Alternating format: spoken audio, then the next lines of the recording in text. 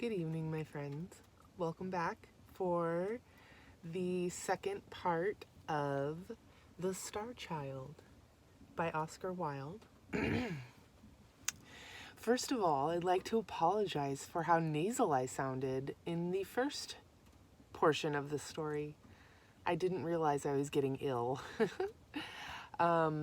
So if you suffered through that, then you truly are a friend of mine, aren't you? Anyways, the kitty is standing by here ready for our story time, so I will just back up a paragraph and just pick up where we left off. So here we go. For the space of 3 years he wandered over the world, and in the world there was neither love nor loving kindness nor charity for him. But it was even such a world as he had made for himself in the days of his great pride. And one evening he came to the gate of a strong walled city that stood by a river, and weary and footsore though he was, he made to enter it. But the soldiers who stood on guard dropped their halberts across the entrance and said roughly to him, "What is thy business in the city?" "I am seeking for my mother," he answered. And I pray ye to suffer me to pass, for it may be that she is in this city." But they mocked at him, and one of them wagged a black beard and set down his shield and cried, "Of a truth, thy mother will not be merry when she sees thee. For thou art more ill-favored than the toad of the marsh or the adder that crawls in the fen. Get thee gone, get thee gone. Thy mother dwells not in this city." And another, who held a yellow banner in his hand, said to him, "Who is thy mother, and wherefore art thou seeking for her?" And he answered, "My mother is a beggar even as I am, and I have treated her evilly. And I pray ye to suffer me to pass, that she may give me her forgiveness, if it be that she tarrieth in the city." But they would not, and pricked him with their spears. And as he turned away weeping, one whose armor was inlaid with gilt flowers, and on whose helmet couched a lion that had wings, came up and made inquiry of the soldiers who it was who had sought entrance. And they said to him, "It is a beggar, and the child of a beggar, and we have driven him away."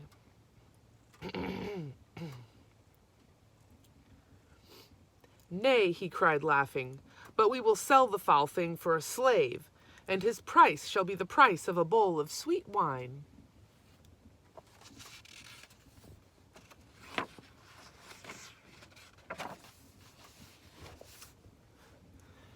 And an old and evil-visaged man who was passing by called out and said, "I will buy him for that price." And when he had paid the price, he took the Star Child by the hand and led him into the city. And after that they had gone through many streets, they came to a little door that was set in a wall, that was covered with a pomegranate tree. And the old man touched the door with a ring of graved jasper, and it opened. And they went down 5 steps of brass into a garden filled with black poppies and green jars of burnt clay. And the old man took then from his turban a scarf of figured silk, and bound with it the eyes of the Star Child, and drave him in front of him. And when the scarf was taken off his eyes, the Star Child found himself in a dungeon that was lit by a lantern of horn. And the old man set before him some moldy bread on a trencher, and said, "Eat," and some brackish water in a cup, and said, "Drink." And when he had eaten and drunk, the old man went out, locking the door behind him and fastening it with an iron chain.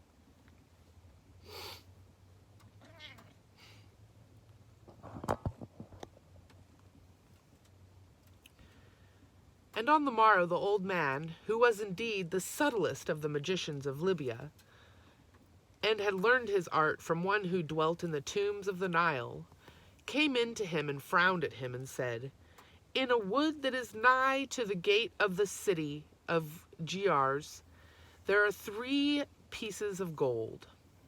One is of white gold, and another is of yellow gold, and the gold of the third one is red. Today thou shalt bring me the piece of white gold, and if thou bring it not back, I will beat thee with 100 stripes. Get thee away quickly, and at sunset I will be waiting for thee at the door of the garden. See that thou bringest the white gold, or it shall go ill with thee, for thou art my slave, and I have bought thee for the price of a bowl of sweet wine." And he bound the eyes of the Star-Child with the scarf of figured silk, and led him through the house, and through the garden of poppies, and up the 5 steps of brass, and having opened the little door with his ring, he set him in the street.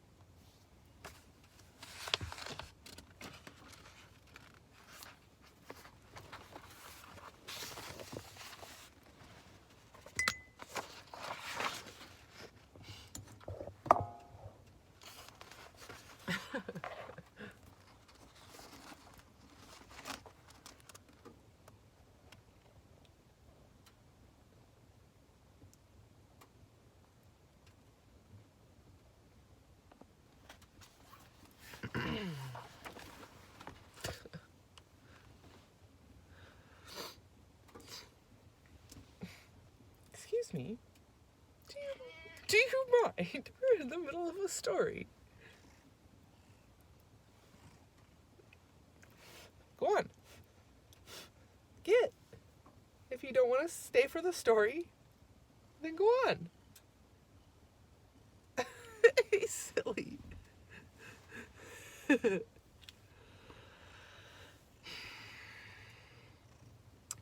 And the Star-Child went out of the gate of the city and came to the wood of which the magician had spoke to him. Now this wood was very fair to look at from without, and seemed full of singing birds and of sweet-scented flowers. And the Star-Child entered it gladly. Yet did its beauty profit him little, for wherever he went, harsh briars and thorns shot up from the ground and encompassed him, and evil nettles stung him, and the thistle pierced him with her daggers, so he was in sore distress.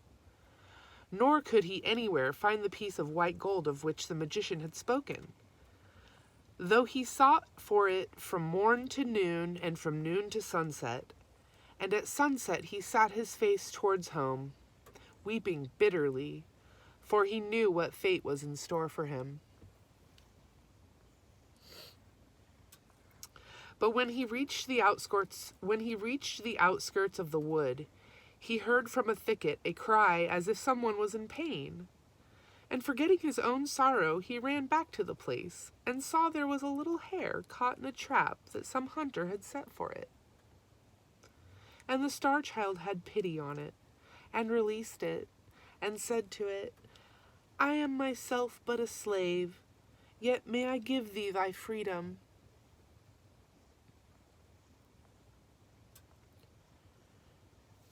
And the hare answered him, and he said, "Surely thou hast given me freedom, and what shall I give thee in return?" And the Star-Child said to it, "I am seeking for a piece of white gold, nor can I anywhere find it. And if I bring it not to my master, he will beat me." "Come thou with me," said the hare, "and I will lead thee to it, for I know where it is hidden, and for what purpose." So the Star-Child went with the hare, and lo, in the cleft of a great oak tree he saw the piece of white gold that he was seeking. And he was filled with joy, and seized it, and said to the hare, "The service that I did to thee thou hast rendered back again many times over, and the kindness that I showed thee thou hast repaid 100-fold. Nay, answered the hare, but as thou dealt with me, so did I deal with thee. And it ran away swiftly, and the Star Child went towards the city. Now at the gate of the city there was seated one who was a leper. Over his face hung a cowl of gray linen, and through the eyelets his eyes gleamed like red coals. And when he saw the Star Child coming, he struck upon a wooden bowl and clattered his bell, and called out to him and said, Give me a piece of money, or I must die of hunger, for they have thrust me out of the city, and there is no one who has pity on me. Alas, cried the Star Child, I have but one piece of money in my wallet, and if I bring it not to my master, he will beat me, for I am his slave. But the leper entreated him and prayed of him, till the Star Child had pity, and gave him the piece of white gold. And when he came to the magician's house, the magician opened to him, and brought him in, and said to him, Hast thou the piece of white gold? And the Star Child answered, I have it not. So the magician fell upon him, and beat him, and set before him an empty trencher, and said, Eat, and an empty cup, and said, Drink, and flung him again into the dungeon. And on the morrow the magician came to him and said, If today thou bringest me not the piece of yellow gold, I will surely keep thee as my slave, and give thee 300 stripes. So the Star Child went to the wood, and all day long he searched for the piece of yellow gold, but nowhere could he find it. And at sunset he sat him down and began to weep. And as he was weeping, there came to him the little hare that he had rescued from the trap. And the hare said to him, Why art thou weeping? And what dost thou seek in the wood? And the Star Child answered, I am seeking for a piece of yellow gold that is hidden here, and if I find it not, my master will beat me and keep me as a slave. Follow me, cried the hare, and it ran through the wood till it came to a pool of water. And at the bottom of the pool, the piece of yellow gold was lying. How shall I thank thee? Said the Star Child, for lo, this is the second time that you have succored me. Nay, but thou had pity on me first, said the hare, and it ran away swiftly. And the Star Child took the piece of yellow gold, and put it in his wallet, and hurried to the city.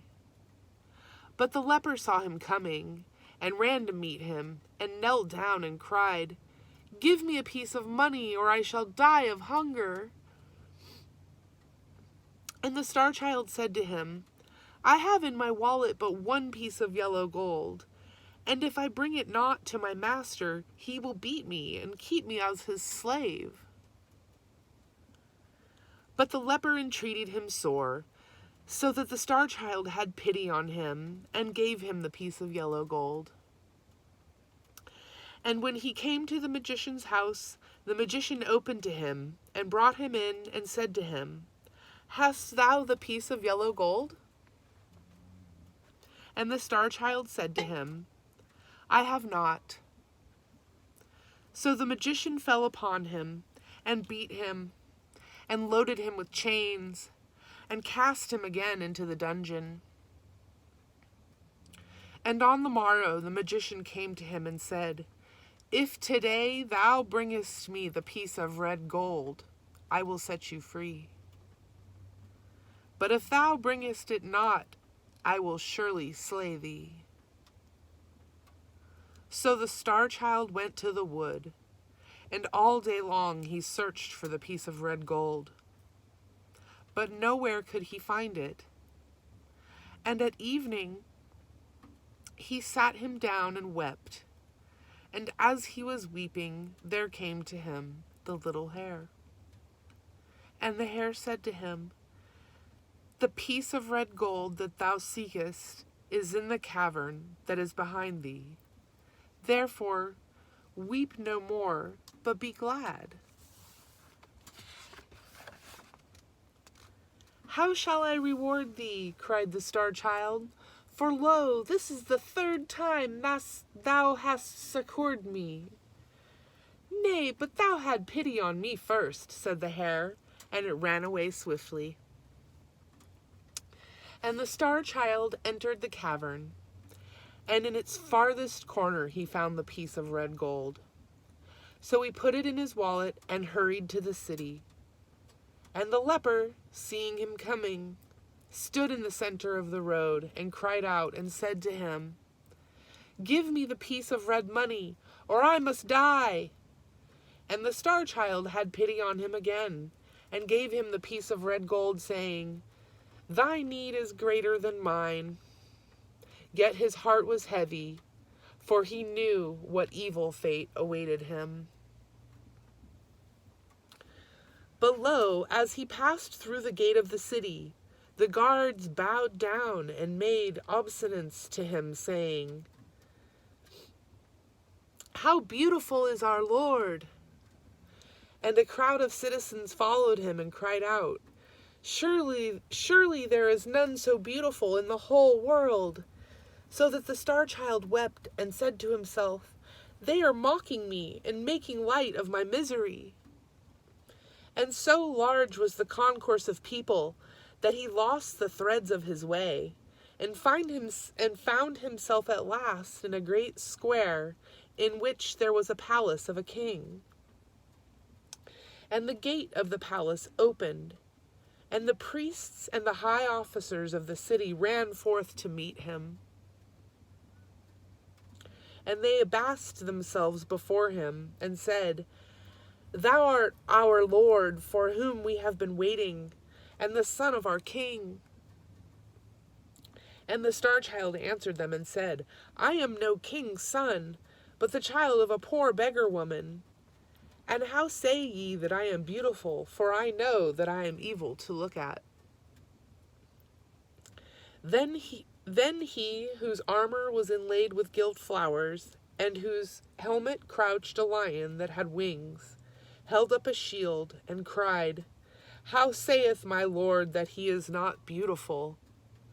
And the Star-Child looked, and lo, his face was even as it had been, and his comeliness had come back to him, and he saw that in his eyes which he had not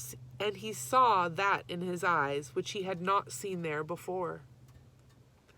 And the priests and the high officers knelt down and said to him, It was prophesied of old that on this day should he come who was to rule over us. Therefore, let our Lord take his crown and his scepter, and be in his justice and mercy our king over us. But he said to them, I am not worthy, for I have denied the mother who bare me, nor may I rest till I have found her, and know her forgiveness. Therefore let me go, for I must wander again over the world, and I may not tarry here, though ye bring me the crown and the scepter.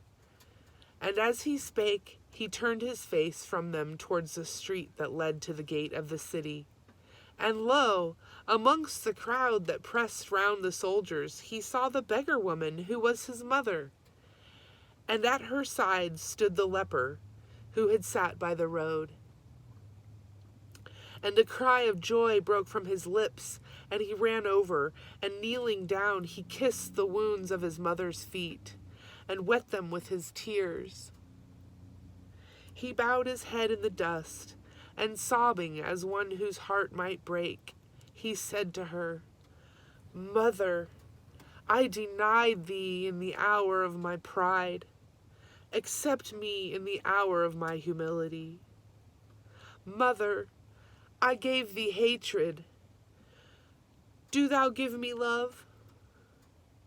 Mother, I rejected thee. Receive thy child now." But the beggar woman answered him not a word. And he reached out his hands and clasped the white feet of the leper and said to him, "Thrice did I give thee of my mercy. Bid my mother speak to me once." But the leper answered him not a word. And he sobbed again and said, "Mother, my suffering is greater than I can bear. Give me thy forgiveness and let me go back to the forest." And the beggar woman put her hand on his head and said to him, "Rise." And the leper put his hand on his head and said to him, "Rise also." And he rose up from his feet, and he looked at them, and lo, they were a king and queen. And the queen said to him, "This is thy father who thou hast succored." And the king said, "This is thy mother whose feet thou have washed with thy tears." And they fell back on his neck and kissed him, and brought him into the palace and clothed him in the fair raiment, and set the crown upon his head and the scepter in his hand. And over the city that stood by the river he ruled and was its lord. Much justice and mercy did he show to all, and the evil magician he banished. And to the woodcutter and his wife he sent many rich gifts, and to their children he gave high honor. Nor would he suffer any to be cruel to a bird or beast, but taught love and loving kindness and charity, and to the poor he gave bread, and to the naked he gave raiment, and there was peace and plenty in the land. Yet he ruled not long. So great had been his suffering, and so bitter the fire of his testing, for after the space of 3 years he died. And he who came after him ruled evilly.